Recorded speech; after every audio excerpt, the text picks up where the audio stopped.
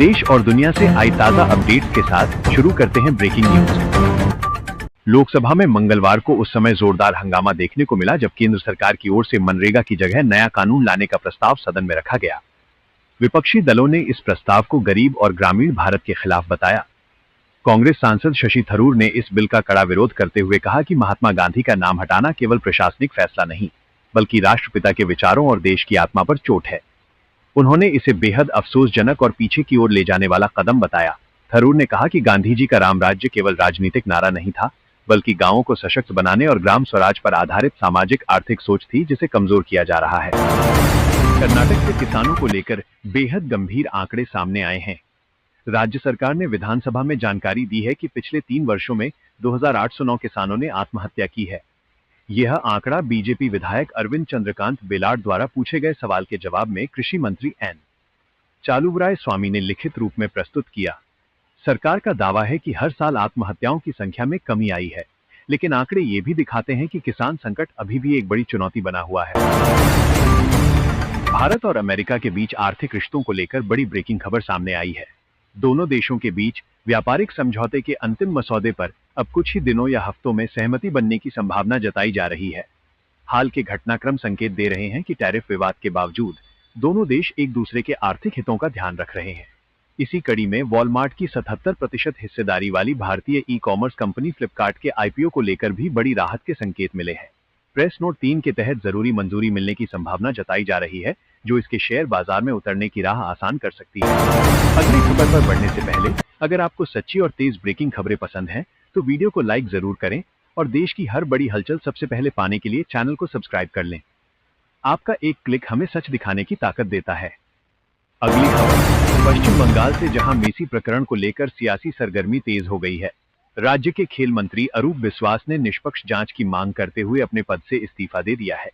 उन्होंने मुख्यमंत्री ममता बनर्जी को पत्र लिखकर कहा कि जांच प्रक्रिया प्रभावित न हो, इसलिए वे खेल मंत्री पद से हट रहे हैं। तृणमूल कांग्रेस प्रवक्ता कुणाल घोष का दावा है कि मुख्यमंत्री ने उनका इस्तीफा स्वीकार कर लिया है। यह विवाद युवा भारती स्टेडियम से जुड़े कथित घोटाले को लेकर चल रहा है। संसद के शीतकालीन सत्र में मनरेगा को निरस्त करने वाले नए कानून पर विपक्ष का विरोध लगातार बढ़ता जा रहा है। कांग्रेस सांसद प्रियंका गांधी ने लोकसभा में कहा कि मनरेगा पिछले 20 वर्षों से ग्रामीण भारत की रीढ़ रहा है। उन्होंने कहा कि इस कानून के कारण करोड़ों गरीबों को 100 दिन का रोजगार मिला और ग्रामीण अर्थव्यवस्था को मजबूती मिली। नाम बदलने को लेकर उन्होंने कहा कि महात्मा गांधी किसी एक परिवार के नहीं, बल्कि पूरे देश के हैं और उनका नाम हटाना देश की भावना के खिलाफ है। प्रधानमंत्री नरेंद्र मोदी इस समय 3 देशों के 4 दिवसीय दौरे पर हैं। दौरे के पहले चरण में वे जॉर्डन पहुंचे, जहां उन्होंने बिजनेस मीट को संबोधित किया। पीएम मोदी ने कहा कि भारत और जॉर्डन के रिश्ते केवल कूटनीतिक नहीं, बल्कि ऐतिहासिक विश्वास और भविष्य के आर्थिक अवसरों पर आधारित हैं। उन्होंने दोनों देशों के बीच व्यापार, निवेश और सहयोग को और मजबूत करने पर जोर दिया। आज 16 दिसंबर है, विजय दिवस। 1971 में इसी दिन भारत ने पाकिस्तान को करारी शिकस्त दी थी और बांग्लादेश को आजादी दिलाई थी। 54वें विजय दिवस पर प्रधानमंत्री नरेंद्र मोदी ने देशवासियों को बधाई दी और उन वीर जवानों को श्रद्धांजलि अर्पित की, जिन्होंने बांग्लादेश की आजादी और भारत की जीत में अहम भूमिका निभाई थी। महाराष्ट्र के पुणे जिले से एक दिल दहला देने वाली घटना सामने आई है। एक निजी कोचिंग सेंटर के क्लासरूम में पढ़ने वाले 16 वर्षीय छात्र की उसके ही सहपाठी ने कथित तौर पर चाकू मारकर हत्या कर दी। पुलिस के मुताबिक ये हमला दोनों छात्रों के बीच पहले हुए झगड़े का नतीजा था। दोनों ही 10वीं कक्षा के छात्र बताए जा रहे हैं। केंद्रीय मंत्री बंडी संजय कुमार ने कांग्रेस द्वारा लगाए जा रहे वोट चोरी के आरोपों पर तीखा हमला बोला है। उन्होंने कहा कि चुनाव हारने पर वोट चोरी कहना करोड़ों मतदाताओं का अपमान है। उन्होंने सवाल उठाया कि अगर कांग्रेस को सच में चुनावी प्रक्रिया पर भरोसा नहीं है, तो तेलंगाना और कर्नाटक की सत्ता छोड़कर उदाहरण क्यों नहीं पेश करती। सुप्रीम कोर्ट ने जेल में बंद पर्यावरण कार्यकर्ता सोनम वांगचुक की पत्नी गीतांजलि द्वारा दायर याचिका पर सुनवाई 7 जनवरी 2026 तक के लिए स्थगित कर दी है। याचिका में राष्ट्रीय सुरक्षा कानून के तहत उनकी हिरासत को अवैध और मौलिक अधिकारों का उल्लंघन बताया गया है। केंद्रीय गृह मंत्री अमित शाह ने भारत की स्क्वैश टीम को पहला वर्ल्ड कप जीतने पर बधाई दी है। उन्होंने कहा कि ये जीत देश के खेल इतिहास में एक नया अध्याय जोड़ती है और आने वाली पीढ़ी के खिलाड़ियों के लिए प्रेरणा बनेगी। वित्त मंत्री निर्मला सीतारमण ने भारत की 8.2% विकास दर का हवाला देते हुए कहा कि अगर भारत एक डेड इकोनॉमी होता तो वैश्विक एजेंसियां भारत की रेटिंग में सुधार नहीं करती। उन्होंने कहा कि भारत आज दुनिया की सबसे तेजी से बढ़ती अर्थव्यवस्थाओं में से एक है। पश्चिम बंगाल में मतदाता सूची के विशेष गहन पुनरीक्षण और आगामी विधानसभा चुनाव को लेकर राजनीतिक माहौल गरमाया हुआ है। आरोप प्रत्यारोप के बीच बीजेपी ने मुख्यमंत्री ममता बनर्जी पर तानाशाही के आरोप लगाए हैं। उत्तर प्रदेश के मुख्यमंत्री योगी आदित्यनाथ ने $1 ट्रिलियन इकोनॉमी के लक्ष्य को लेकर उच्च स्तरीय बैठक की।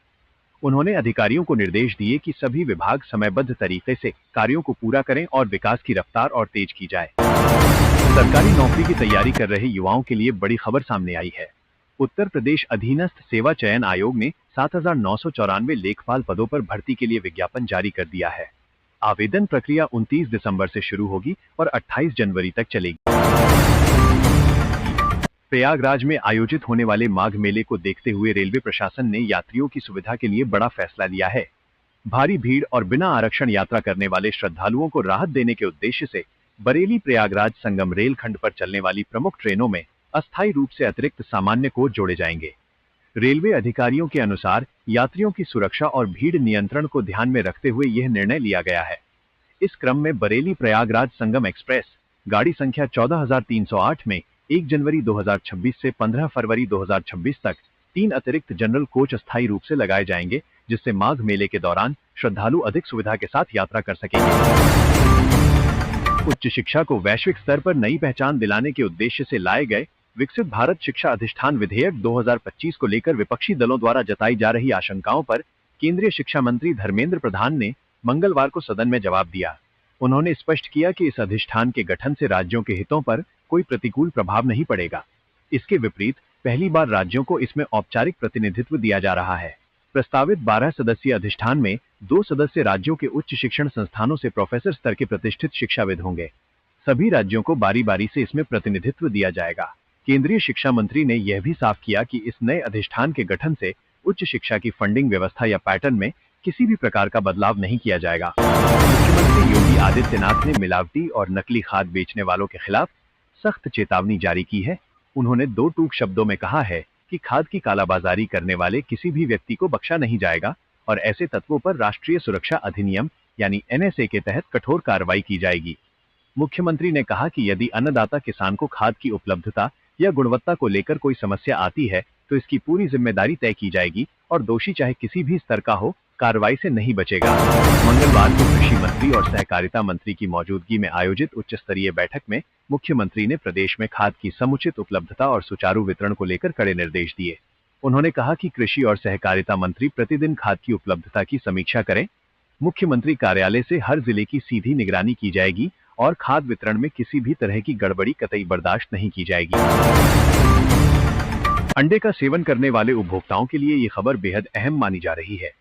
अंडों में प्रतिबंधित एंटीबायोटिक नाइट्रोफुरन के संभावित अवशेष मिलने की रिपोर्ट के बाद खाद्य सुरक्षा एवं औषधि प्रशासन विभाग को पोल्ट्री कारोबार की गहन जांच के निर्देश दिए गए हैं।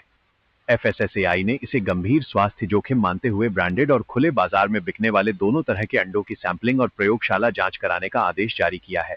अधिकारियों के अनुसार इसके लिए बुधवार से जिलेवार विशेष अभियान चलाया जाएगा ताकि उपभोक्ताओं की सेहत से किसी भी तरह का समझौता न हो।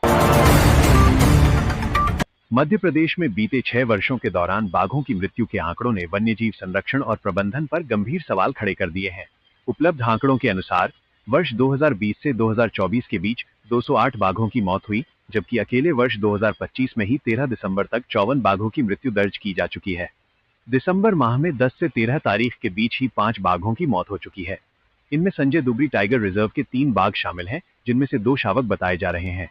कुल मिलाकर 6 वर्षों में मरे 262 बाघों में से करीब 120 की मौत अवैध शिकार के कारण होने की आशंका जताई जा रही है। इसके साथ ही बाघों के शिकार में अंतर्राष्ट्रीय तस्कर गिरोहों की संलिप्तता की संभावना से भी इनकार नहीं किया जा रहा है, जिससे वन्यजीव सुरक्षा को लेकर चिंता और गहरी हो गई है। पीएफ खाता धारकों के लिए भी बड़ी राहत की खबर है। श्रम एवं रोजगार मंत्री मनसुख मांडविया ने बताया है कि आने वाले समय में एटीएम और यूपीआई के जरिए भी पीएफ निकासी की सुविधा उपलब्ध कराई जाएगी। मनोरंजन जगत से खबर है कि सनी देओल की मोस्ट अवेटेड फिल्म बॉर्डर 2 का ट्रेलर रिलीज हो चुका है। ट्रेलर लॉन्च के दौरान सनी देओल अपने पिता धर्मेंद्र को याद कर भावुक हो गए। बॉक्स ऑफिस पर साउथ फिल्म अखंडा -2 शानदार कमाई कर रही है और बॉलीवुड फिल्मों को कड़ी टक्कर दे रही है। 19 दिसंबर को पौष अमावस्या है। पंचांग के अनुसार इस दिन मंत्र जप, दान पुण्य और पितृ शांति के लिए विशेष महत्व बताया गया है। साल 2026 की शुरुआत को लेकर ज्योतिषीय दृष्टि से भी बड़ी जानकारी सामने आई है। 1 जनवरी 2026 को दुर्लभ चतुर्ग्रही योग बनने जा रहा है, जिसमें सूर्य, मंगल, बुध और शुक्र एक ही राशि में स्थित होंगे। इसका प्रभाव कुछ राशियों के लिए बेहद शुभ माना जा रहा है। ये थी देश दुनिया से जुड़ी आज की सभी बड़ी और अहम ब्रेकिंग खबरें।